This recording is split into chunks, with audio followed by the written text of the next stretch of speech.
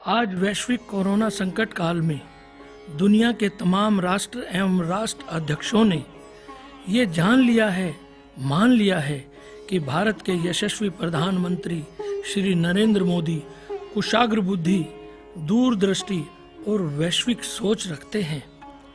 उनमें विश्व का नेतृत्व करने की असीम प्रतिभा है। आज कोरोना महामारी के कारण जहां सारी दुनिया ठहर सी गई है, श्री नरेंद्र मोदी जी ने दुनिया के लगभग 113 देशों को दवा एवं मांगी गई सहायता देकर अपने वैश्विक दायित्व को निभाया है और भारत को भी अपने कुशल नेतृत्व और अथक परिश्रम के जरिए इस महामारी से काफी हद तक बचाए रखा है। श्री नरेंद्र मोदी जी का दृढ़ विश्वास है कि वो देश की 130 करोड़ जनता के आशीर्वाद और प्यार के जरिए इस महामारी पर विजय हासिल करने में शीघ्र ही कामयाब होंगे। आज श्री नरेंद्र मोदी जी ने कोरोना महामारी के कारण आर्थिक एवं अनेक प्रकार के संकटों, दुविधाओं और गंभीर चुनौतियों को जिस प्रकार अवसर में बदलते हुए देश को फिर से पटरी पर लाने के लिए, समाज के हर वर्ग के उत्थान के लिए जो 20 लाख करोड़ रुपए का आर्थिक पैकेज देशवासियों को दिया, उससे निश्चय ही हर भारतवासी महसूस करता है कि वो शीघ्र आत्मनिर्भर बन भारत को एक विकसित राष्ट्र के रूप में देखेंगे।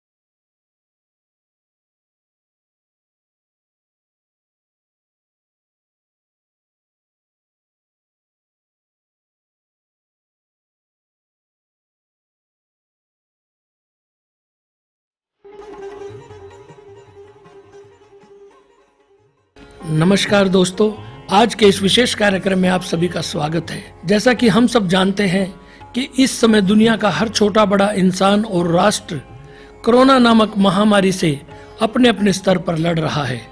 भारत का ये सौभाग्य है कि उसे ऐसे प्रधानमंत्री और उनकी टीम मिली जिन्होंने भारतवर्ष को अभी तक इस महामारी से काफी हद तक बचा कर रखा हुआ है।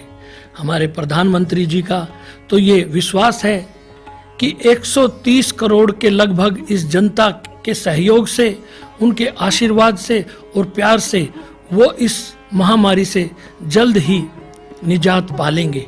आज देश की 130 करोड़ जनता ये जानती है और मानती है कि भारत के प्रधानमंत्री जिन्होंने अभावग्रस्त और संघर्षशील परिस्थितियों को बचपन से सुअवसर में बदला है और कामयाबी पाई है, वो ही हमें इस महामारी से निजात दिला सकते हैं। इन सब बातों को सोचते हुए भारत के प्रधानमंत्री श्री नरेंद्र मोदी जी ने इस चुनौती भरे और विपरीत परिस्थितियों के समय, संकट काल के समय में 20 लाख करोड़ का जो आर्थिक पैकेज देशवासियों को दिया है, जिसमें एक छोटे से छोटे मजदूर और गरीब किसान से लेकर बड़े से बड़े उद्योगपति तक के उत्थान के लिए संभावनाएं हैं, जारी किया है, इस देश को सौगात के रूप में दिया है। प्रधानमंत्री जी चाहते हैं कि दोबारा से इस देश को पटरी पर लाकर मैं आत्मनिर्भर बनाते हुए इसे एक भारत को विकसित राष्ट्र बनाऊं। इन्हीं सब बातों की चर्चा करने के लिए आज हमने अपने स्टूडियो में आमंत्रित किया है डॉक्टर भूमिका शर्मा, जो कि एक नारी सशक्तिकरण के प्रतीक के साथ साथ शिक्षाविद और मीडिया कर्मी भी हैं। उनके विचार इस बारे में जानेंगे। और डॉक्टर आनंद शर्मा, जो कि जाने माने समाज सेवी के साथ साथ एक रिटायर्ड अधिकारी और राष्ट्र भावना से ओतप्रोत जिनका व्यक्तित्व रहा है, हमारे बीच मौजूद हैं। तो सबसे पहले डॉक्टर साहब, आपका मैं स्वागत करता हूं हमारे इस प्रोग्राम में। सबसे पहले भूमिका जी और डॉक्टर आनंद, हम जानते हैं उस पत्र के बारे में जो प्रधानमंत्री जी ने देशवासियों के नाम लिखा है।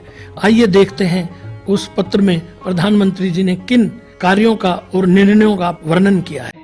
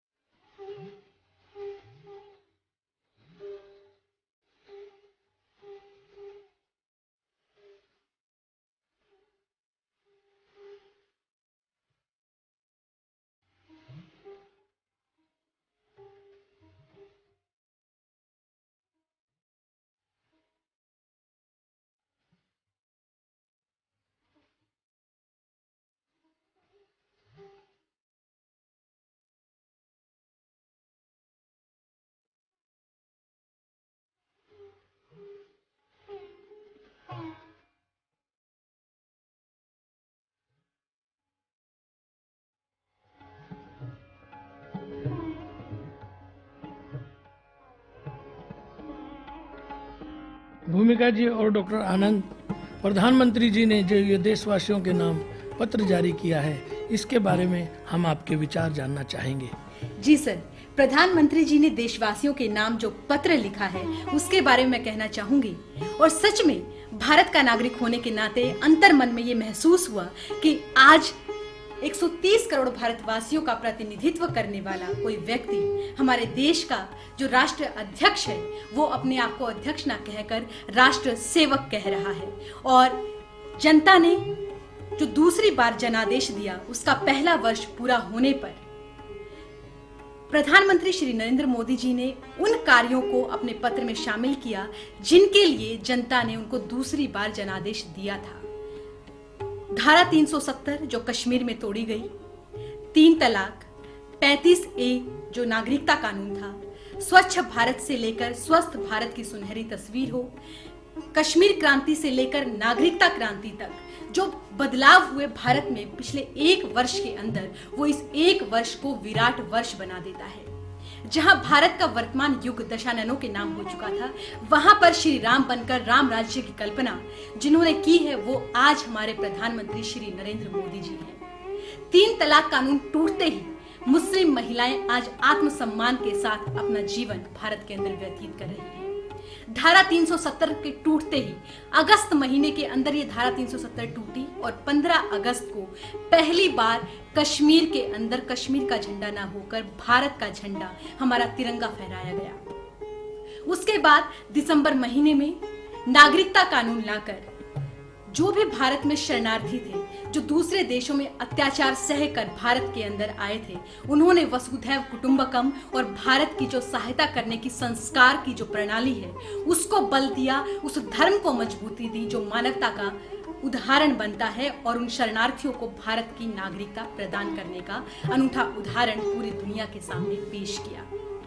विश्वव्यापी क्षितिज पर भारत की ऐसी पहचान इस पत्र के माध्यम से उन्होंने दिखलाई है कि आज विकसित से विकसित देश जो आगे बढ़ रहे हैं, जो कहते हैं कि हमारा विकास का पहिया निरंतर गतिशील है, उनको बोना करते हुए आज उन्होंने भारत की जो इबारत यशगाथा के शिलालेख पर लिखी है, वो इस पत्र में झलकती है।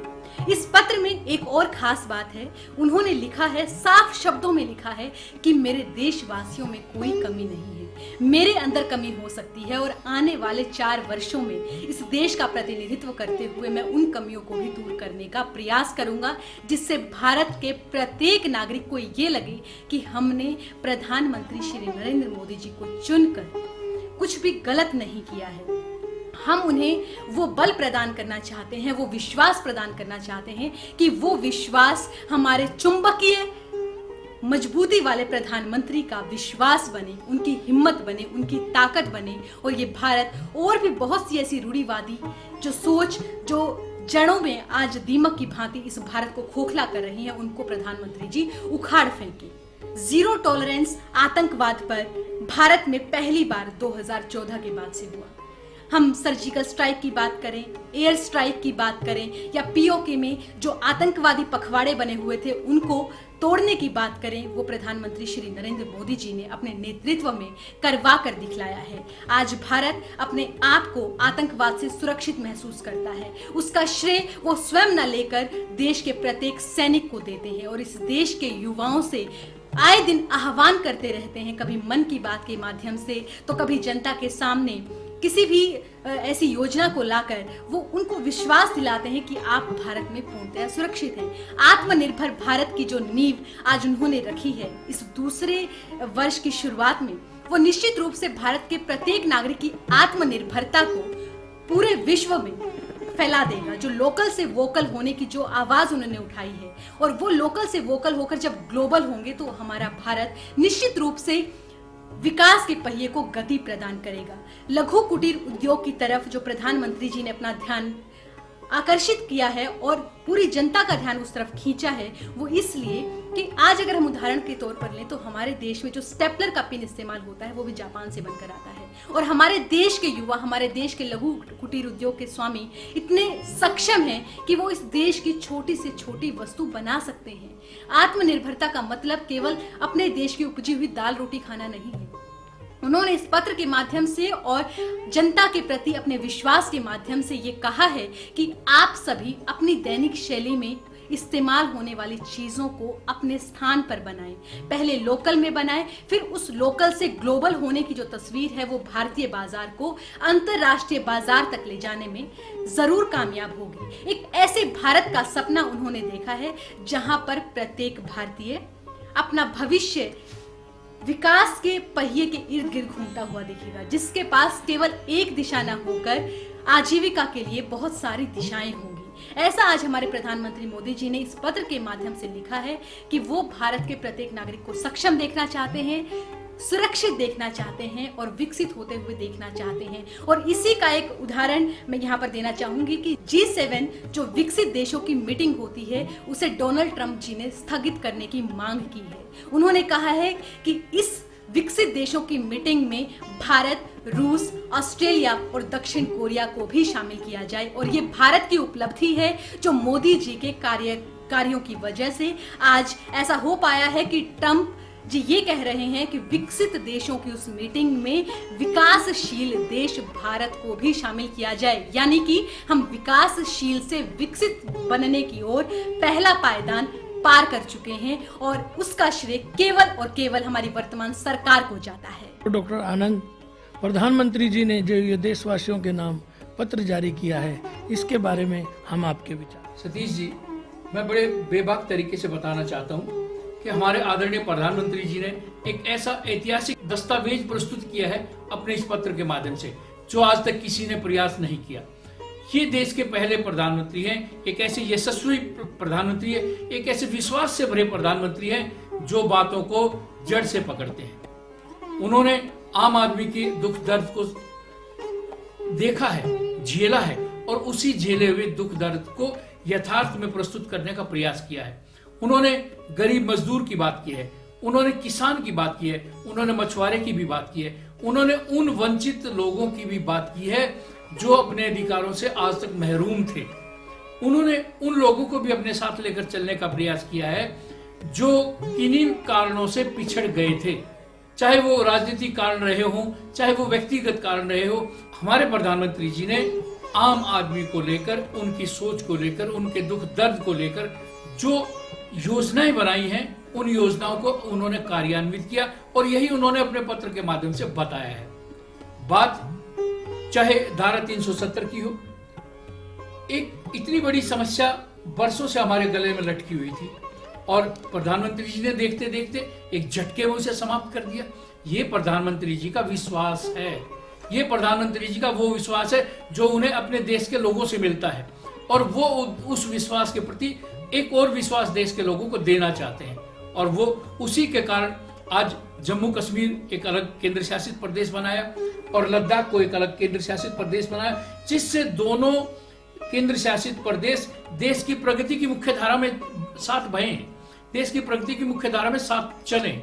और इन्हीं बातों को लेकर प्रधानमंत्री जी का ये पत्र आज आम आदमी के लिए एक पत्र नहीं है, महज उनकी भावनाओं का एक गुलदस्ता है, उनकी भावनाओं का एक खिला हुआ बगीचा है। यही प्रधानमंत्री कहना चाहते हैं कि मेरे देश का हर नागरिक स्वस्थ हो, साथ रहे, सुखी रहे और प्रगति करे। भूमिका जी, प्रधानमंत्री जी का सपना कि भारत आत्मनिर्भर बने, आपके विचार हमारे दर्शक जानना चाहेंगे। जी, आत्मनिर्भर भारत योजना के तहत प्रधानमंत्री जी ने पूरे भारत वर्ष को 20 लाख करोड़ के आर्थिक पैकेज की सौगात दी है और 20 लाख करोड़ के इस आर्थिक पैकेज के अंदर भारत के समाज के प्रत्येक तबके के इंसान हैं, चाहे वो किसान हो, मछुआरे हों, लघु कुटीर उद्योग हो, महिलाएं हों, हमारे देश का युवा वर्ग जो पढ़ा लिखा है वो हो, या जो उद्योग हैं या लघु कुटीर हैं, उन सभी की बात इस आर्थिक पैकेज के अंदर की गई है। रेहड़ी वाले हैं या बहुत ही से लोग ऐसे हैं जो अपना काम शुरू करना चाहते हैं, उन सभी के लिए 20 लाख करोड़ के इस आर्थिक पैकेज के अंदर विभिन्न प्रकार के प्रावधान किए गए हैं। जो अपना काम शुरू करना चाहते हैं उनको बिना किसी सुरक्षा के, यानी कि बिना कुछ गिरवी रखे, उनको लोन इजीली मुहैया करवाया जाएगा। किसान हैं उनको नए क्रेडिट कार्ड दिए जाएंगे और उन क्रेडिट कार्ड के अंदर वो 2 लाख रुपए तक का ऋण किसी भी समय ले सकते हैं। जो मछुआरे हैं उन्हें भी इस किसान क्रेडिट कार्ड योजना में शामिल किया गया है। हम बात करें राशन की उपलब्धता की, तो एक राष्ट्र एक राशन कार्ड का भी इस आर्थिक पैकेज के तहत प्रावधान रखा गया है और भारत ही पूरे विश्व में एक ऐसा देश है जहां पर यदि किसी नागरिक के पास राशन कार्ड नहीं भी है तो कोरोना महामारी के काल में उसे भी राशन मिल रहा है, क्योंकि वो भारत का नागरिक है और इस भारत के अंदर जो पूरे विश्व का अन्नदाता है, कोई भी इंसान भूखा ना रहे, ऐसा प्रधानमंत्री नरेंद्र मोदी जी सपना देखते हैं। और आर्थिक पैकेज के तहत जो उन्होंने सपना देखा है, आपदा को अवसर में बदलने की बात की है। आपदा को अवसर में तभी बदला जा सकता है जब प्रत्येक भारतीय जो सक्षम है, जो इस समय उस उम्र का भागी है जिस उम्र में उसे अपने देश की अर्थव्यवस्था को बल देना चाहिए। इस चरमराती अर्थव्यवस्था को रीबूट करने के लिए ये आर्थिक पैकेज की सौगात पूरे देश के सामने है। और बहुत से देशों के इस कोरोना महामारी काल में बाजार ठंडे पड़ रहे हैं या उन देशों से विश्व के बहुत से देश अपना बाजार हटा देना चाहते हैं। ऐसे में प्रधानमंत्री चाहते हैं कि भारत उस अंतर्राष्ट्रीय बाजार का हिस्सा बन सके, और ये तभी हो सकता है जब हम स्थानीय लोग आर्थिक पैकेज के तहत अपने काम धंधों को शुरू करेंगे, और ऐसे काम धंधे जो अंतर्राष्ट्रीय बाजार पर जरूरत का काम करेंगे। जैसे ये मास्क मैंने पहना हुआ है, ये मास्क शुरू में हमने देखा तो 10, 15, 20 रुपए तक का ये मास्क मिलता था, और आज जब ये घर घर में बनने लग गया है, भारत के प्रत्येक कोने में घर की महिलाएं जो अपने आप को अनपढ़ समझती थी वो भी इन मास्क को बनाकर आज अपनी आजीविका का साधन इसको बना पा रही हैं। तो आज उनको भी आजीविका मिली है, और ये मास्क आज हमें 2 या 1-1.5 रुपए में आसानी से भारत में किसी भी कोने में उपलब्ध हो जाता है। जब हम कम कीमतों में ज्यादा सामान तैयार करेंगे तो निश्चित रूप से जो अंतर्राष्ट्रीय बाजार है वो भारत की तरफ देखेगा, और भारत को अपना वही उत्पाद दूसरे देशों में बेचने का मौका मिलेगा, और भारत की अर्थव्यवस्था को एक छोटी सी सुई से भी बल मिल सकता है। आप ये ना सोचें कि हम क्या बड़ा करें, इस टाइम पे बड़ा नहीं सोचना है। देखिए, जिन चीजों को हम ये सोचते हैं, फॉर ग्रांटेड लेते हैं, उन चीजों को हम कभी ध्यान ही नहीं देते उनके ऊपर। जैसे सूरज सुबह उगता है, शाम को ढल जाता है। हम सांस ले रहे हैं, हम हवा की कभी कीमत ही नहीं समझते। इसीलिए उन छोटी छोटी चीजों की तरफ देखने की आवश्यकता है जो बहुत महत्वपूर्ण है, लेकिन उनकी तरफ हमारा ध्यान नहीं जाता। हमारे घर में हम धागा इस्तेमाल करते हैं, हम सुई इस्तेमाल करते हैं, हम साबुन इस्तेमाल कर रहे हैं। बहुत सी ऐसी चीज़ें हैं जो मसाले हैं, उनको हम सुखाकर बहुत अच्छी क्वालिटी के, अच्छी उपलब्धता उनकी हम आपस में दे सकते हैं। मतलब आपदा को अवसर बना सकते हैं। आपदा को अवसर बनाने का मतलब केवल ये नहीं है कि हमें अपना बचाव करना है। कोरोना काल में जिस समय जान पर बनाई होती है, इंसान केवल ये सोचता है कि मैं अपने प्राण बचाऊं, अपने प्राणों की भी वायु बनना है। लेकिन उसके साथ साथ जब समाज को स्वस्थ करने की बारी आती है, समाज की जिम्मेदारी निभाने की बात आती है, उस समय आप अपने भारत को आत्मनिर्भर बनाते हैं। भारत को आत्मनिर्भर बनाने के लिए आपको केवल स्वयं आत्मनिर्भर न होकर इस समाज की परिधि का हिस्सा बनना पड़ेगा, और उस परिधि का हिस्सा बनने के लिए आर्थिक पैकेज की जो सौगात प्रधानमंत्री श्री नरेंद्र मोदी जी ने इस पूरे भारतवर्ष को दी है, वो निश्चित रूप से आने वाले कल में अंतर्राष्ट्रीय बाजार में देश की अर्थव्यवस्था को विकसित देशों की अर्थव्यवस्था से भी आगे ले जा सकती है। और ये केवल और केवल उन्होंने किया है, इसीलिए किया है कि वो अपने भारतवर्ष के प्रत्येक नागरिक की जो छुपी हुई शक्ति है उससे परिचित है। वो शक्ति, वो ज्वाला एक उम्मीद का दिया है, और उस उम्मीद के दिए को सूरज बनाने का काम प्रधानमंत्री श्री नरेंद्र मोदी जी करना चाहते हैं। देखिए, एक समय वो था जब भारत में चारों तरफ भ्रष्टाचार था, बड़े बड़े रसूखदारों के काम होते थे। लेकिन आज भारत के अंदर छोटे से छोटा किसान भी अपना वर्चस्व महसूस करता है। आज किसानों को पद्मश्री पुरस्कार मिलते हैं। वो केवल और केवल इसलिए हो पाया है कि भ्रष्टाचार रूपी दीमक आज हमारे भारत से मिट चुका है। तो आर्थिक पैकेज जो 20 लाख करोड़ की सौगात है, मतलब 20 लाख करोड़ की एक एक शून्य, एक एक पाई केवल और केवल भारत के नागरिकों के काम आने वाली है। उसमें भ्रष्टाचार रूपी दीमक जो जड़ से खत्म हो चुका है, उसका कोई भी किरदार अब नहीं बचा है। भारत की इस तस्वीर के अंदर आप साक्षी बने, आप इस ऐतिहासिक पल में आज भारत के अंदर हैं, तो इसका मतलब आप बहुत सौभाग्यशाली हैं। बहुत से ऐसे प्लेटफॉर्म है, डिजिटल इंडिया, जो उन्होंने मुहिम चलाई कदम से कदम पूरे विश्व के साथ मिलाने के लिए, कि आज भारत के अंदर शहरों की अपेक्षा गांवों के अंदर इंटरनेट यूज करने वाले ज्यादा लोग हैं। और इसका मतलब ये है कि हमारे गांव डिजिटलाइज हो चुके हैं। हमारे गांवों के अंदर प्रत्येक व्यक्ति, या मैं ये कहूं कि प्रत्येक परिवार के अंदर ई गवर्नेंस अपना स्थान बना चुकी है। परिवार का कोई ना कोई सदस्य आज डिजिटलाइजेशन का हिस्सा बन चुका है। इस इलेक्ट्रोमैग्नेटिक वेव का जो तंत्र पूरे विश्व को जो बांध कर रखता है, वो निश्चित रूप से लोकल से ग्लोबल होने में अपनी अहम भूमिका अदा करेगा। हमारे प्रधानमंत्री जी दूरदर्शिता के भी स्वामी हैं और निर्णायक नेतृत्व के भी स्वामी हैं। 2015 में जिस डिजिटल इंडिया को रखा और फिर उसके बाद डीमोनेटाइजेशन को लेकर आए ताकि भारत के अंदर कैशलेस लेन देन पैसे का हो सके, और उसी की वजह से आज भारत के अंदर बैठा हुआ नागरिक विदेश के साथ व्यापार करने में अपने आप को सहज महसूस करता है, और वो सहजता निश्चित रूप से भारत के प्रत्येक नागरिक को बल प्रदान करती है। जो युवा इस समय पढ़ाई कर रहे हैं या इस समय तैयारियां कर रहे हैं, उनके लिए ई विद्या या साइंस इंडिया जैसे चैनल हमारे प्रधानमंत्री श्री नरेंद्र मोदी जी ने आज उनको दिए हैं। सरकारी कार्यक्रमों के माध्यम से आज वो प्रत्येक नागरिक तक जागरूकता पहुंचाने का काम कर रहे हैं। स्वच्छता भारत इसका एक उत्कृष्ट उदाहरण है, जहां पर जिस भारत के अंदर गंगा मैली थी उसको स्वच्छ करने के लिए उन्होंने बीड़ा उठाया। मतलब धर्म से लेकर संस्कार से लेकर विज्ञान तक, किसान तक, जवान तक प्रत्येक तबके को उन्होंने छूने का काम किया है। और आर्थिक पैकेज जो 20 लाख करोड़ का प्रधानमंत्री श्री नरेंद्र मोदी जी ने दिया है, वो निश्चित रूप से इन सभी वर्गों के लिए एक ऐसी संजीवनी बूटी है कि जहां वो ये सोच रहे थे कि कोरोना काल में हम बचेंगे या नहीं बचेंगे, इस समय भारत आने वाले भविष्य के लिए अपनी जो नीतियां हैं वो तैयार कर रहा है।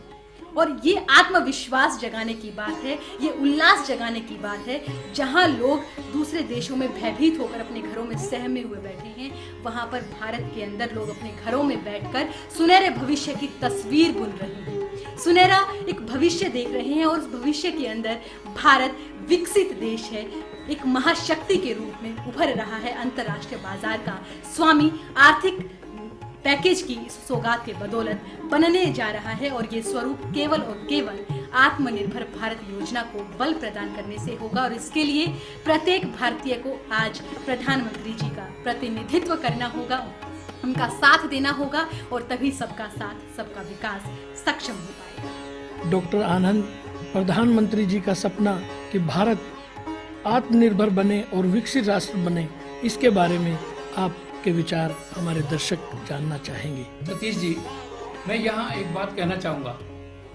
मैं गांव से बहुत भली भांति परिचित हूँ, मैं गांव से ही हूँ। मैंने वो जमाना देखा है जब गांव की सारी छोटी से छोटी चीज़ें हम गांव में तैयार करते थे। गांव में हमारे जो ग्रामीण साथी हैं वो लकड़ी का भी काम करते थे, वो लोहे का भी काम करते थे, वो चमड़े का भी काम करते थे। वो हर वो चीज़ मुहैया गांव में ही करवा दी जाती थी जो गांव के लोगों को जरूरत होती थी।